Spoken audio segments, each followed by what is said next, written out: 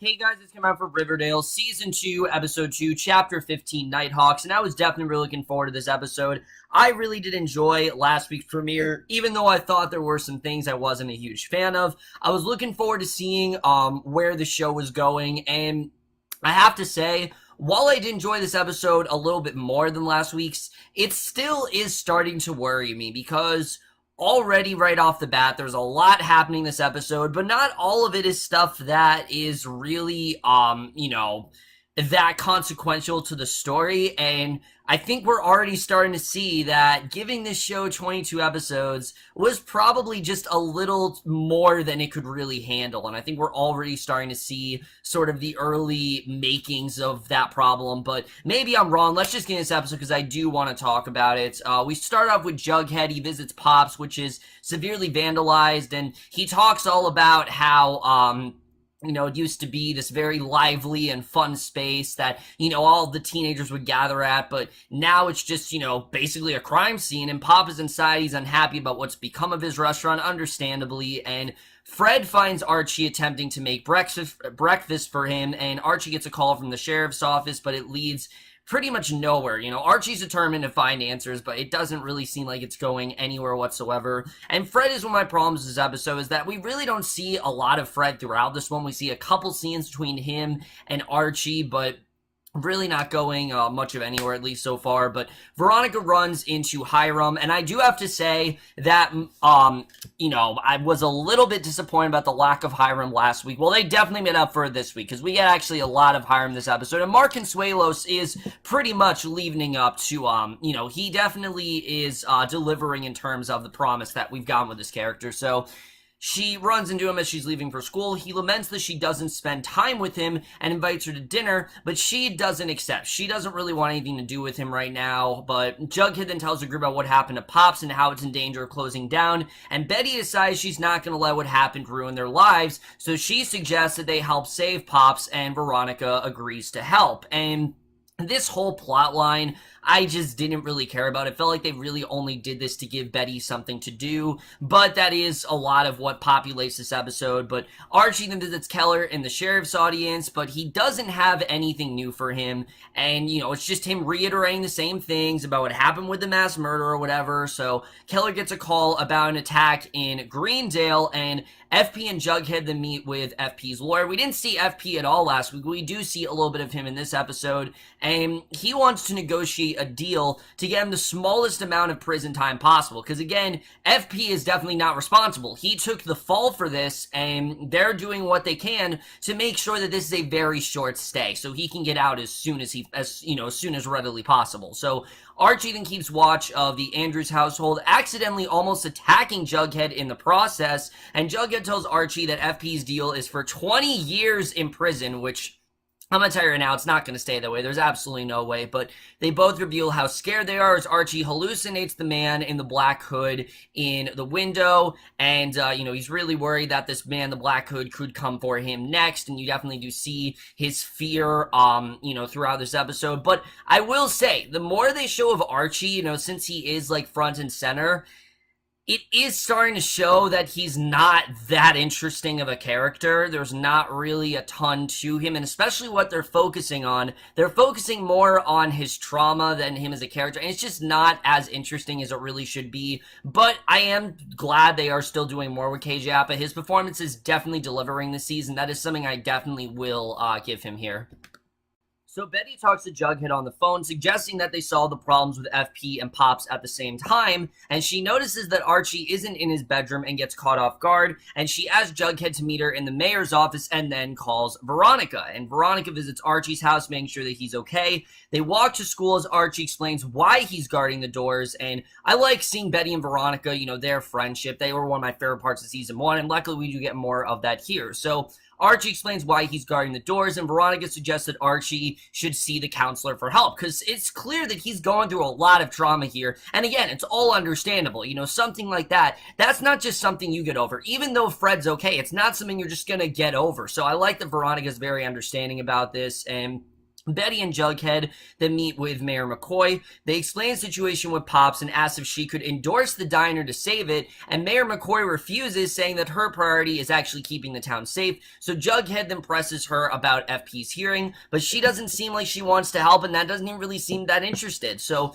Reggie and Midge then meet at school, and I gotta say, we didn't see a lot of Reggie, but I'm really liking Charles Melton as his character. He's a lot of fun. You can really tell he's embracing how over the top and silly the character is, but she asks him about Jingle Jangle, and he offers to get her some. He turns the attention to Archie, and Archie asks for something that will keep him awake. And a lot of people compare this show to Twin Peaks, and this is a scene where I really saw a parallel here, definitely. I mean, Reggie definitely has that sort of like Bobby persona down to a T, and you definitely see that here. So he asks for something that's going to keep him awake. Reggie reluctantly offers to help him. And this is where, again, we just see that Archie, he still doesn't make the greatest of decisions. He's still, I mean, asking for a drug. You know he's going to get addicted. And I'm really hoping that this season is not just Archie being addicted to this drug, because that's going to be really annoying to watch. And I'm hoping the show doesn't do that. But Betty then pitched an event at Pops to Veronica and Kevin. Veronica asks why she's so hellbent on saving Pops, and full disclosure so far, I have no idea why Kevin is really a main character. He's not really servicing much to the story, but Betty shares all the memories that she and their groups have actually had there. And I thought it was a good scene with her talking about all the things that she, made at Pops, how she met Veronica there, she met Kevin there. It just felt a little bit too forced and heavy-handed, and just the fact that she was so adamant on saving Pops, I didn't really understand. I mean, it felt a little bit silly to me, but Hiram then barges in with gifts for Veronica, and he is just throughout this episode just showering her with all these kind of gifts, and they walk throughout the campus, and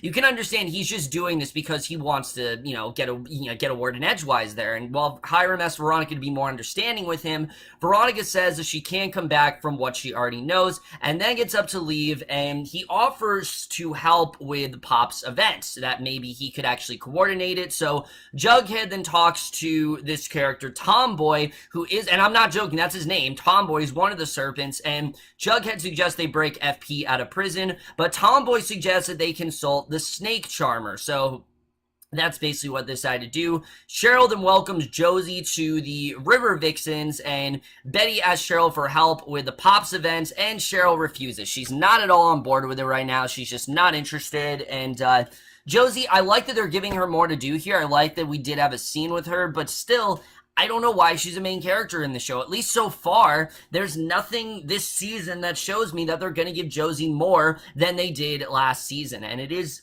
definitely just, I don't understand it. It doesn't make sense why they made her a main character. There's nothing about her that says she should be one to me, and still it doesn't seem like they're fixing that anytime soon. So Principal Weatherby then tells a class of students about Grundy's murder. Archie gets very choked up about the news, and then he leaves, and I was surprised by how quickly this revelation was dealt with. I thought for a while, like, this would kind of be one of those lingering things that Archie would eventually find out, especially since they have 22 episodes, but no, the show seems to be getting right into it, and again, this is one of my fears. I'm worried that the show is going to rush through things too quickly, that it's not going to be able to sustain this mystery in a 22-episode arc. It just, again, it's really starting to worry me, but Archie tells Fred what happened with Grundy, suggests that the Black Hood is targeting people he knows.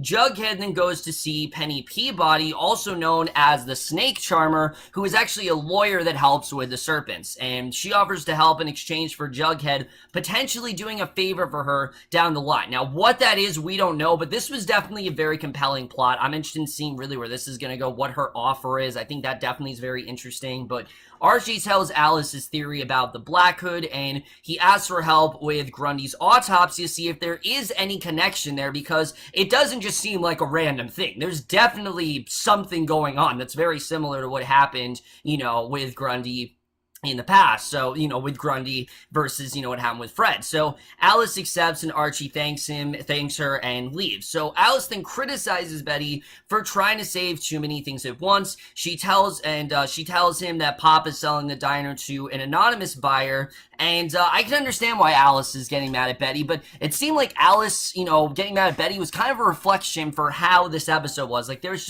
a lot going on. There's a lot that Betty's trying to save, and it is definitely a bit too much there. So, Veronica comes to the conclusion of that Hiram is the buyer, but he insists that he has nothing to do with it and suggests that they sit down and talk, and she asks about Fred and if either of her parents have anything to do with this attack, and he denies it. And Veronica then gets upset about the threatening letter that he sent her earlier this year, and Hermione then reads the letter, then says that she wrote it, it wasn't Hiram, and that really the only reason that she wrote it is so they could be a family again. Again, you're really seeing how deranged and, well, not deranged necessarily, but really just how controlling of a mother Hermione is. I mean, we definitely saw some of it last season, but this season it really seems like they're showing just, yeah, this mother's pretty crazy. And she's definitely very smothering, and we really see that here. So Jughead and Betty then visit Cheryl's new house. They suggest that the Blossom family testify positively about FP in hopes his sentence gets reduced, and both Cheryl and Penelope initially refuse. They're not, FP was not on good terms with their father, with Clifford, so she's definitely not, they're definitely not on good terms with him at all. He didn't agree to the deal, so no, they're definitely not going to make sure that happens. So at the morgue, the coroner tells Alice that Grundy's murder was a crime of passion, and Archie then sees the Blackhood outside and attacks him, but it's really Reggie just delivering Archie drugs, and Alice then recounts Grundy's autopsy report to Fred and Archie. She reveals that Grundy was killed with a cello bow, the same one that Archie gave her. So Alice argues that the cases are completely unconnected and it has nothing to do with what happened with Fred's murder. So what I'm thinking is that maybe there are actually two murderers and we don't know, but again, that could be a bit of a stretch, I know, but it definitely is possible, especially after what Alice said here. So Jughead and Betty then talk to Pop, who reveals he's selling the diner to a liquor chain, and Jughead has Pop to make FP's last meal in Riverdale, and Betty refused to accept that the diner will be sold and vows to fix it. There's no way she's going to let him sell the diner, and we again see her determination here.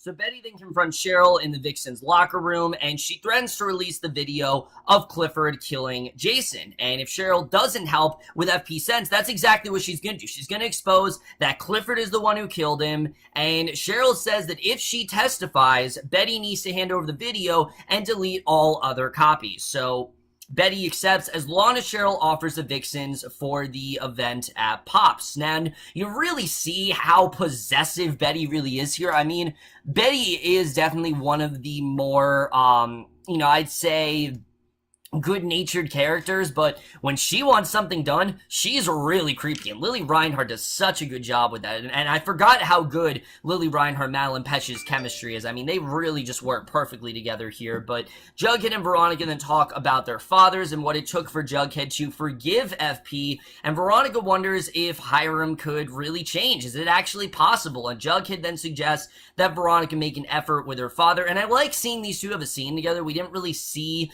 Jughead and Veronica share the spotlight, have scenes together, but I definitely like that. And he suggests that she make an effort with her father since she has the opportunity to do so. So Archie tells Keller about Grundy's abusive ex-husband, suggests that he was the one who committed the murder, and Keller denies the theory, saying that Grundy's ex has a good alibi. And again, the problem with this main story of Archie being so interested about Grundy is that we haven't seen Grundy since episode 4. So any sort of progression with Grundy since then, we just don't really care about, because it seemed like the show had gotten rid of her. And to me, it seemed like they're just doing this so there was some sort of case going on, to have some sort of unraveling mystery. And again, I think it's something they really could have put on the back burner, but unfortunately they did rush it here. So Kevin and the River Vixens then clean up Pops, and Cheryl then testifies, asking for FP to get a lessened sentence. The judges don't want to change the ruling, but Cheryl reveals that Clifford threatened FP, and the judge agrees to reevaluate FP's sentence. So they embrace and cry, and it seems like FP's going to be okay. Like, they might actually get him out of the situation. So Betty, Jughead, and the Vixens and sit inside and empty Pops. Allison shows up wanting to write a story about Pops closing down, and the Pussycats then show up confronting Betty for advertising a free concert from the Pussycats, and Betty convinces them to help, and Cheryl offers to step in for Valerie. So they perform Milkshake on the roof of Pops, this like pop rendition of it, which, I mean, that's exactly the kind of show that Riverdale is. It goes full on, just really cheesy here, and I actually thought it worked very well. So Archie watches and goes inside. He keeps being reminded of the attack on Fred, and Veronica helps comfort him. You know, just anything he sees in Pops, it just reminds him about Fred. And again, it's something that's not going to leave his head. We definitely see that here. So Hermione and Hiram then arrive. Veronica apologizes to them and asks for a clean slate. They agree, and Hiram offers to donate money to keep Pops open. He actually wants to make sure that Pops is open here, and Tomboy and the other servants arrive at Pops. Alice takes pictures of them, and again, we knew very well there was no way Pops was going to close. Like, I had no doubt in my mind that Pops would be okay. So this plotline in general just didn't really do much for me. But Cheryl then confronts Betty and Jughead about the trial, saying that she lied under oath for them, and they give Cheryl the thumb drive, and she leaves. So basically, it seems like everything's okay here, but knowing Cheryl, there's definitely some sort of ulterior motive in this for her, so we'll have to see the way that plays out.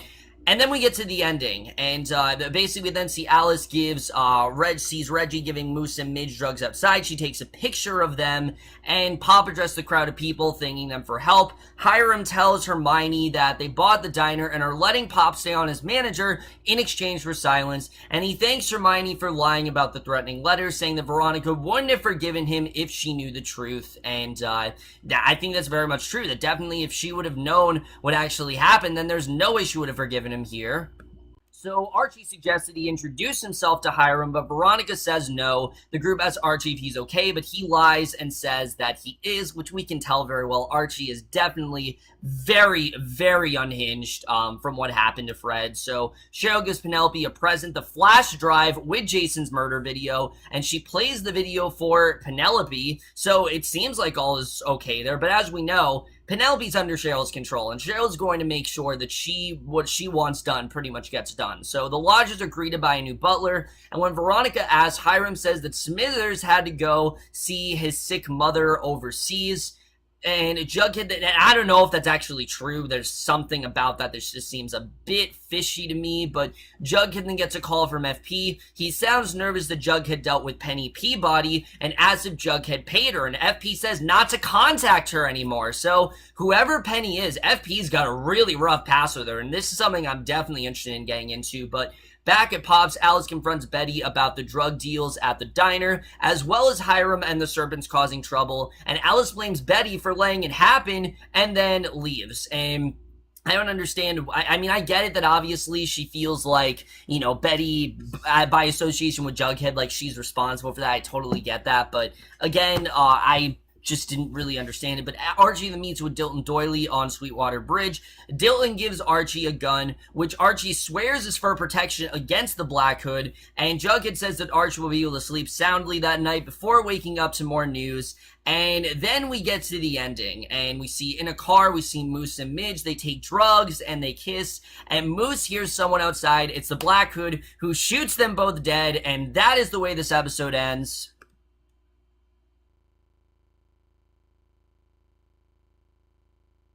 So, like I said, guys, I definitely did enjoy this chapter a bit more than last week's, only because there was a lot more going on that was interesting, and I thought that, you know, last week wasn't necessarily boring, it just wasn't the most interesting episode of the show. I thought this week definitely was a bit more interesting, but let's talk about this whole murder that went down, because if I'm sensing what I am, I'm definitely concerned about, you know, some of the structure of the show moving forward, especially when it comes to that ending, because, you know, we know Miss Grundy got killed last week, and now here, Moose and Midge have both been killed, and to be honest, I don't care about either of them. Like, they're not really characters that I'm gonna be like, oh, Moose is gone, oh, Midge is gone.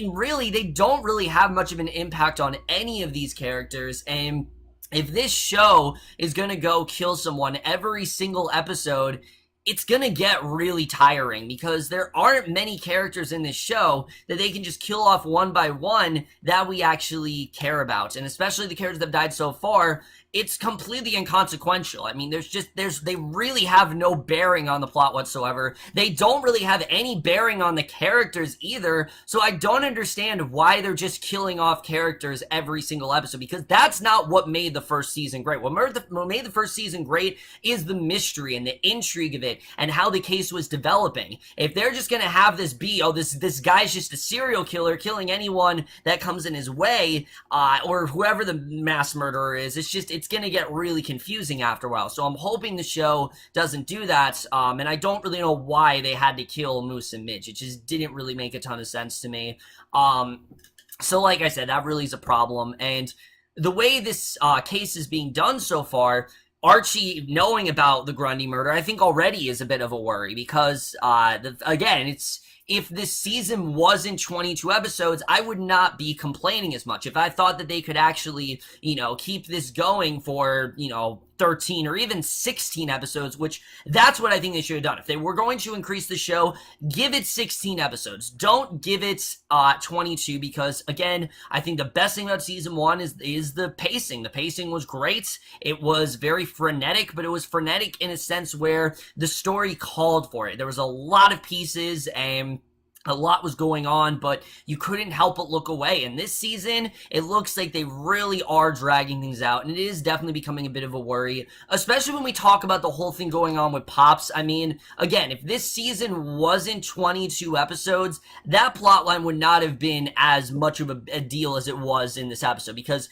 we knew Pops wasn't going to close. There was no way this early on the show Pops was actually going to close. It was just not going to happen. It's become a staple of the show. It's a staple of the Archie comics in general. There's no way they're actually going to close Pops. It's not happening. Even if you could think of a reason for it to happen, it's just not going to happen. It's that simple. So yeah, I'm not at all surprised that Pops stayed open, and that plot line I just didn't really care that much about. What I am very invested in, the stuff that I actually really did like, are two things. One, everything going on with FP and Jughead is really interesting, because you do have the whole thing with how Jughead seemed like he had a way of getting FP out with this girl, Penny, but clearly FP has some bad beef with her, and we don't know what that's about. If it's like a relationship or what really happened there, but for whatever reason, FP knows, oh no, this girl's bad news. You gotta get away from her immediately. So what's that about? I don't really know, but that whole thing is very intriguing, as well as what's going on with Cheryl, because Cheryl has that flash drive. She has the video of Clifford kept under wraps. But we know that Cheryl told Penelope straight out that if you do anything to harm FP again, if you do anything to harm any of them again, then I will release this video. So I do think Cheryl was kind of contemplating whether or not, she should just release the evidence, because I think Cheryl does want this done. I think Cheryl does want FP to be outed, but I think also there's a possibility that she feels that FP, well, at least we don't know what's going on, FP might not have committed suicide. It might actually have been a murder. If it's the killer right now, I think that's going to be really weird if they do that, because it doesn't really make a ton of sense. But also, I mean, this killer might have been out there for a while now, so we don't know. Maybe it's just now that it actually became a focus. So I think all that stuff is very interesting. What's really going on there, I think definitely there's something going on with this killer for sure, and I think there's definitely a connection between Clifford's,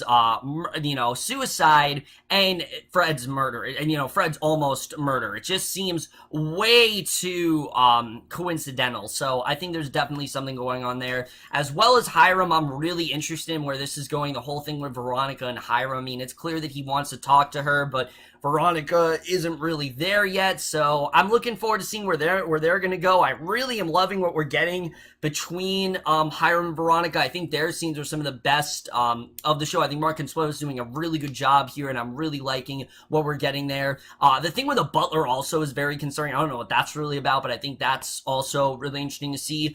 overall, guys, like I said, I definitely did enjoy this episode. It's just right now, I've seen Riverdale be a lot better. Maybe it's because every single episode last season was pretty close to great, except for episode 4. That's why the season isn't feeling as consistent for me. It's still solid, I will say that. It's not at all bad. It's still really good what we're getting. It's just not nearly as intriguing or interesting, so far at least, as last season was. And for me, I'm just worried that the 22 episodes, it's really going to become a slog to get through after a while. And I'm doing, I'm really hoping and praying the show's not going to go through a sophomore slump, but there are definitely things here that are a bit of a concern, and I definitely am kind of worried heading into the season. We'll just have to see the way it plays out. But in terms of this episode, I definitely did enjoy it overall. I thought there was still a lot of stuff to enjoy here, and I am going to give Riverdale Season 2, Episode 2, Chapter 15, Nighthawks, a B.